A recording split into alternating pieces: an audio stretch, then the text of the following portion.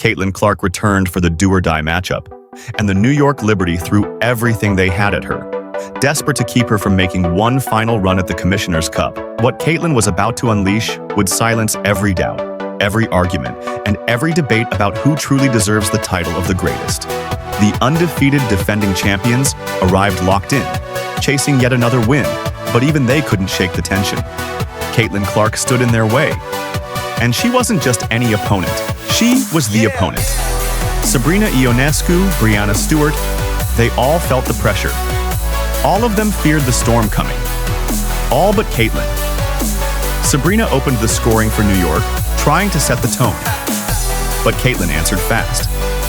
She crossed midcourt, pulled up without hesitation, and drained her first triple of the night. Moments later, she snagged her first rebound, pushed the ball up the court, and dropped a perfect pass through traffic for an assist on a sharp backdoor cut. Breanna Stewart looked stunned. It was only the opening minutes, and Caitlin was already setting the tempo. And the thing is, she was just getting warmed up. Every possession, she came back stronger. Her footwork left defenders off balance, spinning in place.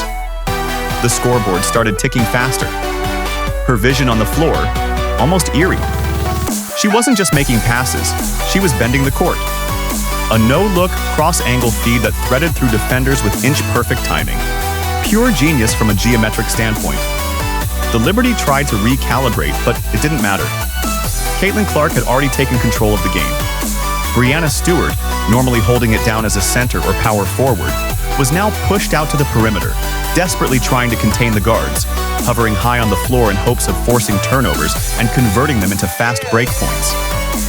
Indiana trailed, and that's when head coach Stephanie White made a puzzling move.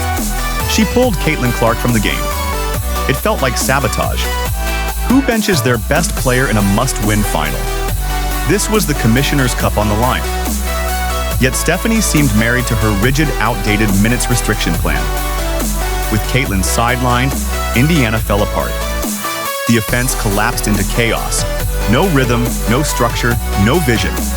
Just wild vertical passes and head-scratching decisions. The team looked completely lost. Caitlin voiced her frustration from the bench. "This is ridiculous," she seemed to say. "I told you, I don't want to come back unless I'm playing full go." She returned. Indiana was down by 9. But the second Caitlin stepped back onto the court, everything changed. The energy, the confidence, the crowd, it all shifted. Hope returned. And with it, Caitlin Clark began a new chapter in the game, one that no one was ready for. She lit it up immediately. Another deep three. The Liberty were scrambling. Breanna Stewart stood frozen, stunned. Even Liberty's head coach could feel the tide turning. He adjusted, trying to smother Caitlin with a high-pressure defensive scheme. But it wasn't enough. Natasha Howard couldn't keep up. Jonquel Jones couldn't stick with her. Dantas tried, but the assignment was just too much. Then it happened. Caitlin Clark stepped into her rhythm and launched from 31 feet. Swish. The crowd went absolutely wild. The entire arena shook. New York answered with a three of their own, trying to stay alive. But Caitlin wasn't rattled. She simply turned, eyes locked in, and said, "Just give me the ball." She races up the court and boom, another triple, this time from 34 feet. The defenders scramble, trying to recover, but they just can't keep pace. Caitlin's not slowing down. She's only heating up. A double team meets her right at the logo, but it doesn't matter. She rises again, another deep three. In just 30 seconds, Caitlin Clark has drained 3 triples, all from beyond 30 feet. The impossible just became real. One player tied the game single-handedly. 30 seconds, 3 shots, no hesitation. At that moment, the WNBA saw the real Caitlin Clark, and it scared them. This wasn't just a good run, this was a message. She wasn't here to be impressive, she was here to change the game. The Liberty tried to adjust, but they couldn't find a solution. Breanna Stewart, the most seasoned, respected veteran in the league, lost her composure. Caitlin had forced them to rip up their original plan and go into full crisis mode. Now, Breanna took on the assignment herself, trying to deny Caitlin any space at all. The Liberty threw traps at her, pressed high, trying to force her into uncomfortable decisions, cutting off lanes, contesting every angle.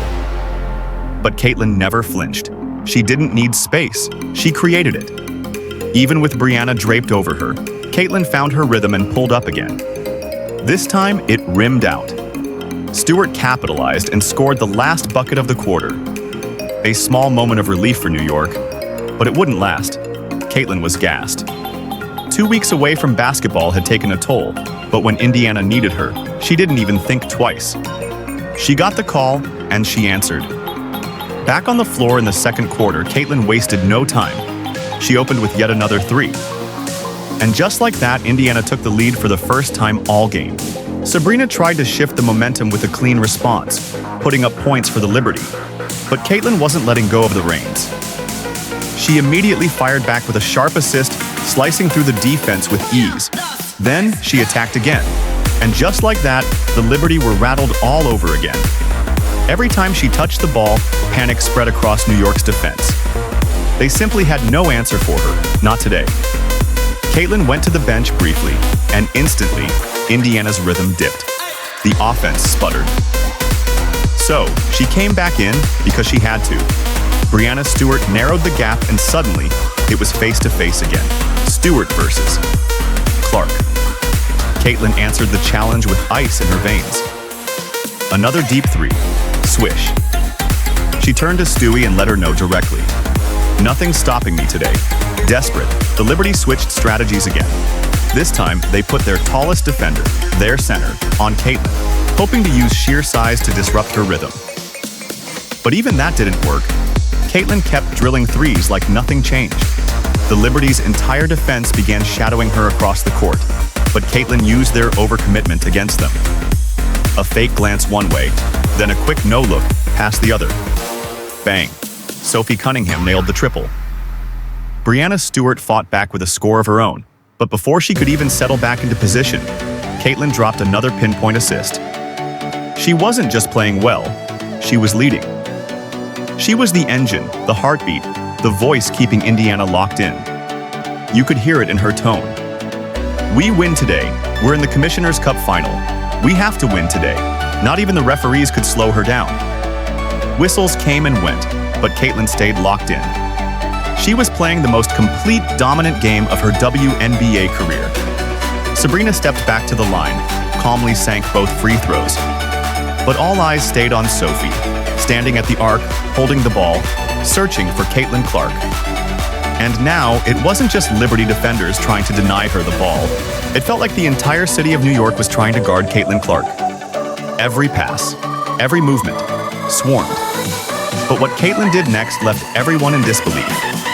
The Liberty, known across the league for their clean, disciplined play, suddenly looked like a completely different team.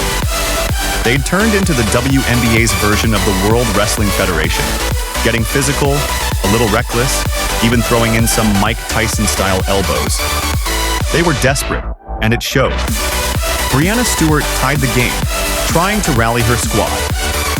But Caitlin answered immediately, scoring like she was playing against a group of amateurs.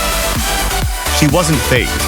She came right back, dishing out a genius-level assist to Lexi Hull, who drained the three.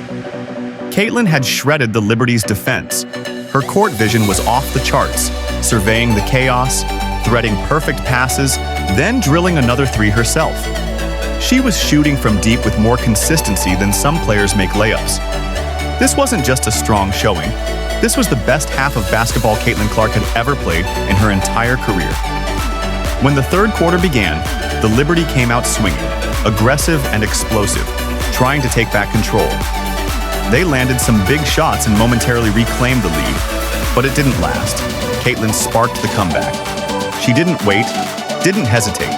She barreled straight into a triple team, still managed to find her open teammate for another clean assist. Her court awareness, unmatched. Her decision-making, lightning fast. Caitlin Clark was in complete command. And just like that, the Indiana Fever were back on top. And now, the real storm begins. The Liberty's aggressive, bruising defense, the Mike Tyson style, makes a comeback. But Caitlin Clark? Unbothered. She slices right through it, firing off another picture-perfect assist. The chemistry between Caitlin and Aaliyah Boston is back in full sync, and the Liberty just can't keep up.